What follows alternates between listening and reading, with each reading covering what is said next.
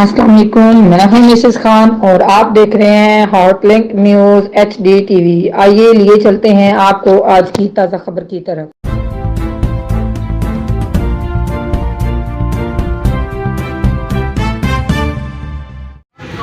آج 5 فروری یوم یکجہتی کشمیر کے سلسلہ میں تحصیل ٹیکسلا میں جماعت اسلامی کے مقامی امیر عتیق الرحمان کشمیری کی جانب سے کشمیریوں کے ساتھ اظہار یکجہتی کے لیے ریلی کا انعقاد کیا گیا، جس میں علاقے کی کثیر تعداد نے شرکت کی۔ اس موقع پر عتیق الرحمان۔ السلام علیکم ورحمۃ اللہ وبرکاتہ۔ آپ دیکھ رہے ہیں ہاٹ لنک نیوز اور میں ہوں ذوالفقار خان۔ میں اس وقت موجود ہوں ٹیکسلا شاہین چوک میں، ختم نبوت چوک کے نام سے مشہور ہے۔ کشمیر کے سلسلے میں آج یوم یکجہتی ہے۔ اس سلسلے میں جماعت اسلامی نے ایک ریلی کا اہتمام کیا ہے اور ٹیکسلا کے جماعت اسلامی کے سربراہ عتیق الرحمان کشمیری صاحب اس وقت میرے ساتھ موجود ہیں۔ تو آج کے دن کے حوالے سے ان سے پوچھتے ہیں کہ یہ ان کے خیالات کیا ہیں۔ بہت بہت شکریہ جناب۔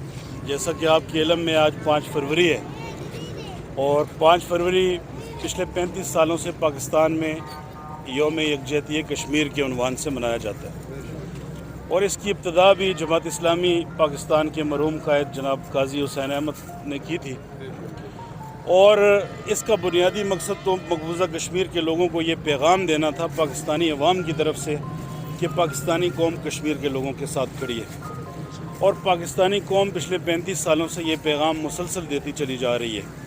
لیکن سوال اصل میں ریاستی اداروں پہ ہے، سوال حکومتوں سے ہے، سوال افواج پاکستان سے ہے کہ کشمیر تو پاکستان کا اٹوٹ انگ ہے، کشمیر تو پاکستان کی شاہراہ ہے، کشمیر تو پاکستان کا دھڑکتا ہوا دل ہے۔ اس پر اگر مقبوضہ کشمیر کی افواج نے پنجہ گاڑا ہوا ہے، ہندوستان کی افواج نے اگر کشمیر پہ پنجہ گاڑا ہوا ہے، تو یہ پاکستانی افواج کا کام بنتا ہے کہ یہ بھی جوابی طور پر وہاں پر جائیں اور وہاں سے اپنے لوگوں کو، اپنے ملک کو، اپنے خطے کو، اپنے جغرافیہ کو ہندوستان سے واگزار کرائیں۔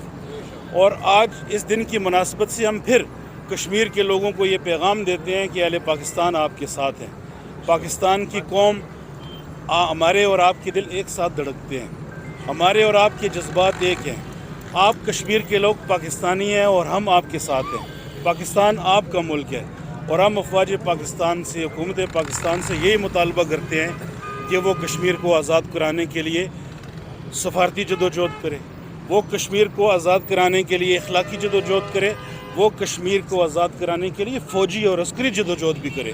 ہمارے میزائل اور بم اس لیے نہیں ہیں کہ ہمارے ملک کے ایک بڑے حصے پر ہندوستان قبضہ کر لے اور ہم آئے روز ہر تیسرے مہینے ایک نئے میزائل کا ٹیسٹ کرتے رہیں۔ ہمارے میزائل، ہمارے بم، ہماری فوجیں اس لیے ہیں کہ پاکستان کی دھرتی پر اگر کوئی ناجائز قبضہ کرنے کی کوشش کرے گا تو وہ اپنے منہ کی کھائے گا، اور ہندوستان کو ایک دن انشاءاللہ پاکستان کشمیر کو آزاد کرنا ہوگا اور وہ کشمیر آزاد ہو کے پاکستان کا حصہ بنے گا۔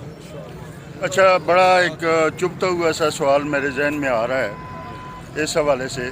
گزشتہ 76 سال گزر چکے ہیں، یہ سلسلہ چل رہا ہے کشمیر کا، کشمیریوں پہ ظلم ہو رہا ہے۔ 76 سالوں میں جس بھی پارٹی کی حکومت آئی، ہم کسی ایک کا نام نہیں لیتے۔ کیا ہماری ایفرٹ اس قابل ہے کہ اس کو قابل ستائش قرار دیا جائے کشمیر کے حوالے سے؟ اور اگر ہم اتنے ہی اچھے طریقے سے کوشش کرتے تو کیا یہ آج تک آزاد نہ ہو چکا ہوتا؟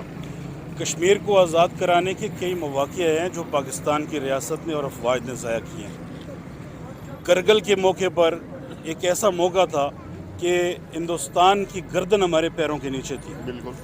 اگر صرف 20-25 دن پاکستان مزید سٹے کرتا، کرگل سے افواج کو واپس نہ بلاتا، تو ہندوستان کی افواج ہمیں اسلحہ ہمارے حوالے کرتی ہیں اور جان کی امان مانگتی، اور ہندوستان کشمیر کو ہاتھ جوڑ کر پاکستان کے حوالے کر دیتا۔ اس کے علاوہ بھی کئی مواقع آئے ہیں، لیکن پاکستان کی تقریباً تمام حکومتوں نے اس معاملے پر اپنی ذمہ داری ادا نہیں کی۔ کسی بھی حکومت، کوئی ایک بھی ایسی حکومت نہیں ہے جس کا کوئی کردار قابل ستائش ہو۔ جی، عتیق صاحب کا بھی یہی کہنا ہے کہ اگر ہم ایسی کوششیں کرتے جن کا کوئی نتیجہ نکلتا تو آج کشمیری بھائی بھی ہمارے ساتھ آزادی کا سانس لے رہے ہوتے۔